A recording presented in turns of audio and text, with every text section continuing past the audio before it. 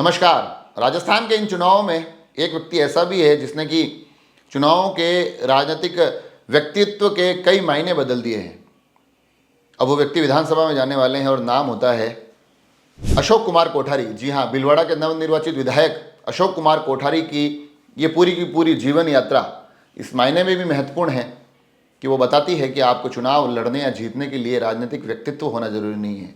कोई ज़रूरी नहीं है कि आपके पीछे एक महत्वपूर्ण राजनीतिक पृष्ठभूमि हो। यह भी ज़रूरी नहीं हो कि आप चुनाव लड़ने की इच्छा रखो, पार्टी से टिकट मांगो, न मिले तो निर्दलीय के रूप में उतरो। उनका कहीं ना कहीं जो चुनाव का राजनीतिक सफ़र रहा, ये बड़े स्पष्ट रूप से बताता है कि आप लोगों के बीच में रहे, लोगों की बात करें, अपने जो सामाजिक कार्य है उनको प्राथमिकता के साथ निभाते रहें, अपने दायित्वों से जुड़े रहें, अपनी जिम्मेदारियों को बड़ी ही निष्ठा के साथ निर्वाहित करते रहिए। हो सकता है कोई एक ऐसा दिन आए जिस दिन आपके क्षेत्र की जनता आपको कंधों पर उठाकर कहे कि पार्टियों की बात बाद में करेंगे, पहले इस बार हम अपने प्रत्याशी के साथ हैं, हम अपनी जनता के प्रत्याशी के साथ हैं। जी हाँ, इस पूरे के पूरे चुनाव में एकमात्र ऐसा व्यक्ति जो राजनीतिक पृष्ठभूमि से नहीं था, जिनको राजनीतिक कार्यक्रमों में, राजनीतिक पूरे के पूरे परिदृश्य में इतना देखा नहीं गया था, मगर अचानक से वो व्यक्ति जनता का उम्मीदवार बन जाता है, अचानक से वो व्यक्ति जनता का प्रत्याशी बन जाता है। जनता उनके लिए सड़कों पर बड़ी मुखर नज़र आती है, बड़ी आंदोलित नज़र आती है, बड़ी अग्रेसिव नज़र आती है। लोग तमाम राष्ट्रीय दलों को नकारते हुए दिखाई देते हैं। भाजपा के लोग अपनी ही पार्टी के चेहरों से थोड़ा सा इतर दिखाई देते हैं। बड़े बड़े संगठन इनके लिए चुनाव में खड़े दिखाई देते हैं, चुनाव लड़ते हैं, चुनाव जीत जाते हैं। और जैसा कि मैंने बीच में कहा कि अपने सामाजिक सरोकारों को ईमानदारी से निभाइए, उनके पीछे कोई राजनीतिक मनसाएं मत पालिए, राजनीति खुद ब खुद आपके कदमों में आ गिरेगी। कुछ ऐसा ही अशोक कुमार कोठारी के साथ हुआ। गौ सेवक के रूप में बहुत बड़ी पहचान है उनकी भीलवाड़ा में, भीलवाड़ा से लेकर पथमेड़ा तक लगातार जुड़े रहें, लगातार सक्रिय रहें। ऐसी गौ सेवा की मिसाल जो बहुत कम जगह मिलती है, ये अशोक कुमार कोठारी के जीवन में बड़ी सहजता से दिखाई दे देती है।